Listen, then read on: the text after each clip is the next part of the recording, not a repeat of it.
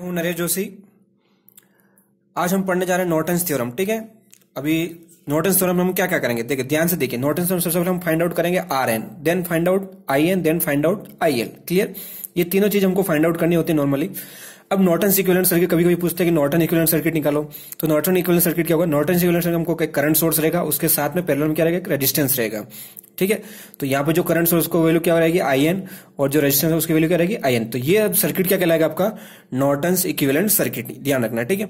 अगर आपको Norton's equivalent circuit पूछने के लिए उसने पूछ लिया भाई current passing through any resistance, तब आपको क्या पड़ेगा, एक लोड करंट निकालना पड़ेगा, वो क्या रहेगा आपका आई एल। ठीक है, तो आईएल कैसे निकालेंगे, तो अब ये सर्किट पूरा यही यूज करना है, नॉर्टन इक्विवेलेंट निकालना है। उसके साथ में यहाँ पे ए और बी पे अपन क्या कनेक्ट कर देना है, लोड रेजिस्टेंस को कनेक्ट कर देना है।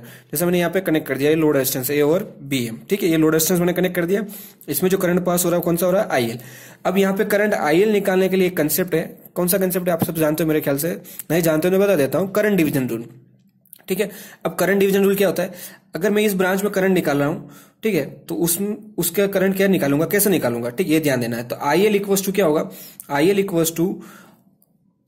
इक्वल्स टू टोटल करंट कौन सा यहाँ पे I N into opposite resistance. इस अगर करंट इसमें पास हो रहा है तो इसका अपोजिट रेजिस्टेंस कौन सा आर एन, तो opposite resistance upon divide by both resistance, तो बोथ रेजिस्टेंस का R N plus R L. तो current IL equals to total current multiply with opposite resistance divide by both resistance. Clear, this is the current division rule. Clear, तभी यहाँ पे देखो current IL equals to क्या हो गया, total current I N हो गया। अब इस अगर करंट इसमें पास हो तो इसका अपोजिट रेजिस्टेंस कौन सा आर एन हो गया, तो और दोनों का एडिशन डिवाइड बाय एडिशन, तो R N upon R N plus R L. ठीक है, तो ये मेरे ख्याल से आपको समझ में आ गया। अब हम उसका प्रॉब्लम सोल्व करते हैं कैसे होता है। ठीक है, तो मैं यहाँ पे एक प्रॉब्लम ले रहा हूं, उसमें पूछा है find the current through 15 ohm resistor using Norton's theorem. ठीक है, हमको यहाँ पे नॉर्टन्स थ्योरम यूज करके करंट फाइंड आउट करना है थ्रू द 15 ओम रेजिस्टेंस। अभी यहाँ पे आपका कौन सा लोड रेजिस्टेंस होगा, 15 ओम ये पूछा है, तो आपका लोड रेजिस्टेंस क्या हो गया 15 ओम। क्लियर, तो ये आपकी लोड ब्रांच हो गई ए और बी।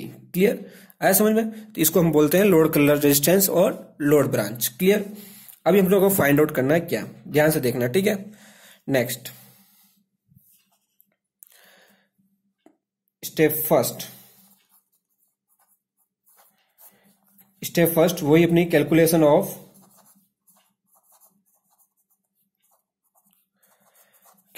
Of are N. अब जो आर एन फाइंड आउट करेंगे और आरटीएच फाइंड आउट दोनों सेम रहते हैं। ठीक है, दोनों का मेथड सेम है। अब उसमें आर एन में क्या करते हैं, सबसे पहले रिप्लेस या रिमूव, ठीक है ना, remove R L by open circuit. ठीक है ना, क्या रिप्लेस करना है आपको, ओपन सर्किट से। उसके बाद क्या करना है, replace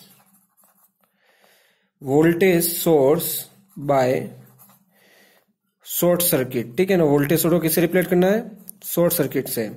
then third, replace current source by open circuit. ठीक है ना, ये आपको मैंने आरटीएच फाइंड आउट करना। अब यहाँ पे देखो मैंने आपको बताया था आरटीएच और आरएन दोनों सेम है, दोनों का मेथड फाइंड आउट करने का सेम है। सिर्फ हम उनको थेवेनिन्स में उसको आरटीएच लिखते हैं, नॉर्टन्स में उसको क्या लिखते हैं, आरएन लिखते हैं, बस यही डिफरेंस और कुछ नहीं है। ठीक है, तो सर्किट सिंप्लीफाई करते हैं। सबसे पहले रिमूव लोड रेजिस्टेंस, ये लोड रेजिस्टेंस आपका रिमूव हो जाएगा। फिर इसमें कोई वोल्टेज सोर्स है तो ये वोल्टेज सोर्स आपका शॉर्ट हो जाएगा, ये करंट सोर्स है तो ये क्या हो जाएगा, ओपन हो जाएगा। तो सर्किट ड्रॉ कर लेते हैं। ठीक है, ये आपका वोल्टेज सोर्स शॉर्ट हो गया, ये आपका 4 ओम एज इट इज। ठीक है, ये 8 ओम यहाँ पे ओपन हो गया, देखो। ठीक है, ये 8 ओम है, और उसके बाद ये 6 ओम, और ये आपका मैंने क्या बताया ओपन हो जाएगा यहाँ पे, क्योंकि लोड रेजिस्टेंस को रिमूव करना है। तो यहाँ पे अपने को क्या फाइंड आउट करना है, आर एन सॉरी। ठीक है, ये आर एन फाइंड आउट करना है। ठीक है, तो अब आर एन की वैल्यू क्या होगी, बहुत ही सिंपल है, डायरेक्ट निकाल सकते हैं इसमें। आर एन इक्वल्स टू क्या आएगा, 4 प्लस 6 इक्वल्स टू 10 ओम। तो ये आपका क्या मिल गया, आर एन इक्वल्स टू कितना गया, 10 ओम। अब आप ये सोच रहे होंगे सर ने 8 ओम क्यों नहीं लाया, क्योंकि 8 ओम क्या है, यहाँ पे रिडंडेंट है, क्योंकि ये ओपन सर्किट है। तो ये सर्किट के अंदर अपने को कंसिडर नहीं करना, ये रिडंडेंट हो गया। ये 8 ओम क्या कहलाएगा, रिडंडेंट रेजिस्टेंस। ठीक है, तो इसको कंसिडर नहीं करना, रिडंडेंट मींस अनवांटेड, इसका सर्किट में कोई इफेक्ट नहीं होगा।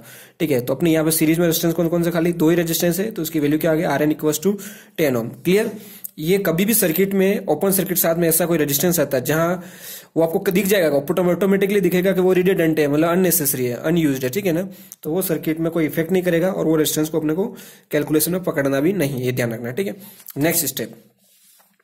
ठीक है, नेक्स्ट स्टेप में क्या निकालेंगे, simple calculation of second step number second, calculation of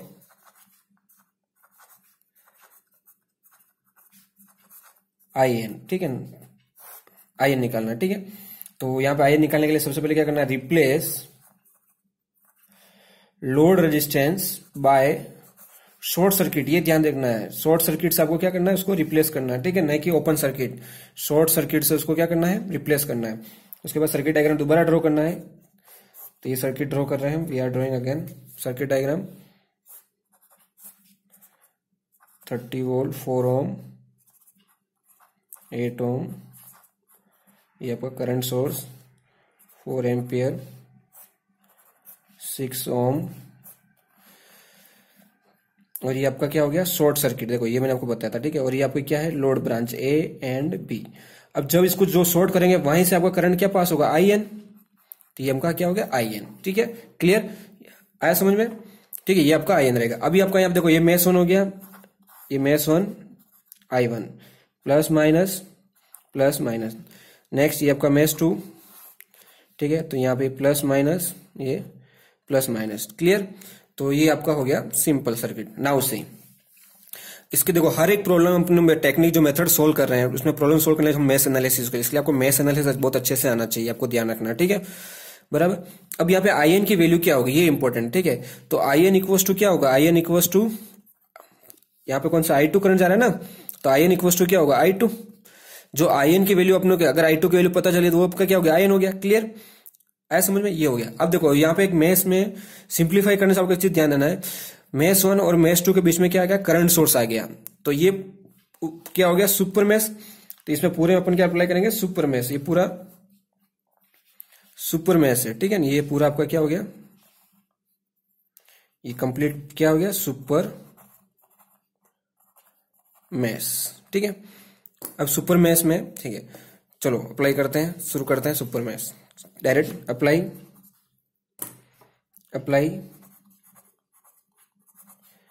KVL to super mesh, ठीक है ना। KVL सुपर मेश में अपन KVL अप्लाई करेंगे तो क्या आएगा, सब लेकर फर्स्ट यहां से स्टार्ट करो, +30 -4 I1। अभी इधर नहीं होगा सुपर मेश, आपको पता है जो जिस ब्रांच में करंट सोर्स रहता है उसमें अपन जाते नहीं है, उसके बाद हम आगे वाली ब्रांच में जाते हैं। और अभी यहाँ पे करंट I1 ही पास हो रहा है, लेकिन इसमें अब इधर आएंगे तो यहाँ पे 6 में कौन सा करंट पास हो रहा है, I2। तो 6 I2 और बाकी कोई करंट नहीं है, खत्म। तो फिनिश, ये हो गया आपका फिनिश। अब 30 को हम इस साइड शिफ्ट कर लेते हैं, तो -4 I1 -6 I2 -30, ये आपकी होगी equation number 1। Next by KCL, ठीक है। एक चीज ध्यान देना, जहां भी आप सुपर मेश अप्लाई करोगे उसके जस्ट बाद क्या अप्लाई करना होगा, KCL। क्योंकि KCL किसको अप्लाई करेंगे, जो आपकी कॉमन ब्रांच है, ठीक है। ये करंट सोर्स कॉमन ब्रांच में आ गया ना, इधर भी इस मेश में भी कॉमन है, इस मेश के लिए भी कॉमन है, तो यहाँ पे अपन क्या अप्लाई करेंगे, KCL। देखो अभी यहाँ पे 8 ओम रेजिस्टेंस का कोई इफेक्ट नहीं हो रहा है, ठीक है ना, बराबर। तो बाय KCL, अब बाय KCL मैंने आपको पहले बताया था कि KCL में आपको क्या देखना है, करंट का डायरेक्शन देखना है। इसका डायरेक्शन क्या डाउनवर्ड है, तो इसमें दोनों में से कौन सा करंट डाउनवर्ड जा रहा है, तो ये I1 आपका इसका साथ डाउनवर्ड है, मतलब I1 अपन पहले लिखेंगे तो I1 -I2 equals to 4। Clear. तो ये वहां पे हो गई इक्वेशन नंबर 2। अब दोनों इक्वेशन को अपन सॉल्व कर लेते हैं तो अपने को आंसर मिल जाएगा। सो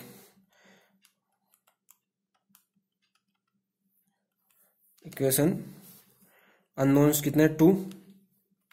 तो A1 इक्वल्स टू -4 -6 -30 1 -1 एंड 4। तो यहाँ पे I1 की वैल्यू कितनी आ गई, I1 इक्वल्स टू आ गया 5.4 एम्पियर एंड I2 कितना आ गया 1.4 एम्पियर, ठीक है।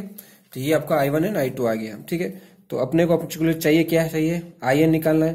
तो IN इक्वल्स टू क्या हो गया, I2, और I2 इक्वल्स टू कितना आ गया 1.4 एम्पियर, ठीक है। तो इसका डायरेक्शन क्या है, डाउनवर्ड। तो ये आपको मिल गया IN, ठीक है। जो भी वैल्यू अपनी इंपॉर्टेंट उसको रेक्टेंगल में क्लोज करना है, ठीक है ना, ये ध्यान रखना है। तो आपको वो हाईलाइट रहेगा कि हाँ ये क्वेश्चंस में हमने निकाला है। क्लियर। नेक्स्ट थर्ड स्टेप और लास्ट स्टेप, ठीक है। करंट पूछा है, ब्रांच 15 ओम से, तो कैलकुलेशन ऑफ IL। क्लियर। तो IL निकालने के पहले आपको क्या करना है, first you have to draw the Norton's equivalent circuit. तो ये नॉर्टन इक्विवेलेंट सर्किट पहले ड्रॉ कर लेते हैं। ये आपका RN है, ये आपका IN। तो IN की वैल्यू कितनी है, वैल्यू देता हूँ 1.4 एम्पियर, और RN हमने निकाला था, इसके पीछे वाले दोनों नहीं, देखिए RN कितना रहा 10, ठीक है। ये हमने निकाला था RN, तो RN कितना आ गया 10, और ये आपका लोड रेजिस्टेंस है RL। लोड रेजिस्टेंस कितना था 15 ओम, ठीक है, ये 15 ओम। तो यहाँ वापस ले ले 15 ओम, और इसमें हमको क्या फाइंड आउट करना IL। क्लियर। और ये आपकी load branch A and B। Clear. अब मैंने आपको बताया था इसमें सर्किट में नॉर्टन्स इक्विवेलेंट सर्किट कौन सा, तो ये वाला पूरा पार्ट क्या होगा आपका, ठीक है। ये क्या हो गया, नॉर्टन्स इक्विवेलेंट सर्किट। क्लियर, आया समझ में। तो अभी हम फाइंड आउट करेंगे IL। सो IL का फॉर्मूला मैंने आपको बताया था वैसे, और नहीं बताया तो आप current division rule direct apply कर सकते हो। IL equals to IN into RN upon RN plus RL, ठीक है। तो IN की वैल्यू कितनी है 1.4, तो IN equals to 1.4 into RN कितना 10, और RN 10, RL कितना 15। क्लियर। इसको सिंप्लीफाई करेंगे तो आंसर मिल जाएगा, तो कितना आएगा 1.4 इंटू 10 अपॉन 10 प्लस 15, तो यह है 0.56 एम्पियर, ठीक है। तो आपका IL कितना आ गया 0.56 एम्पियर। तो करंट पासिंग थ्रू 15 ओम कितना हो गया 0.56 एम्पियर डायरेक्शन डाउनवर्ड, ठीक है। ये हो गया आपका answer final. Clear. Okay friends, मेरे ख्याल से आपको बहुत अच्छे से समझ में आ गया होगा। कुछ भी डाउट है तो आप मुझे कमेंट बॉक्स में मैसेज डालिए, तो मैं आपको उसका रिप्लाई करूंगा, ठीक है। और आपको कुछ भी हेल्प चाहिए तो मुझे मैसेज करते रहिए, मैं आपको फॉरवर्ड करूंगा, ठीक है। नाउ नेक्स्ट इंपॉर्टेंट बात ये है कि आप इसको, मेरे चैनल को अभी तक अगर आपने सब्सक्राइब नहीं किया, you have to subscribe it. ज्यादा से ज्यादा इस टॉपिक्स को आप शेयर करें अपने फ्रेंड्स लोगों को, व्हाट्सएप ग्रुप में, फेसबुक ग्रुप में, ठीक है, और लाइक करें, ठीक है। क्लियर। और सब्सक्राइब नहीं किया तो सबसे पहले सब्सक्राइब करें। Okay, thank you very much, bye bye.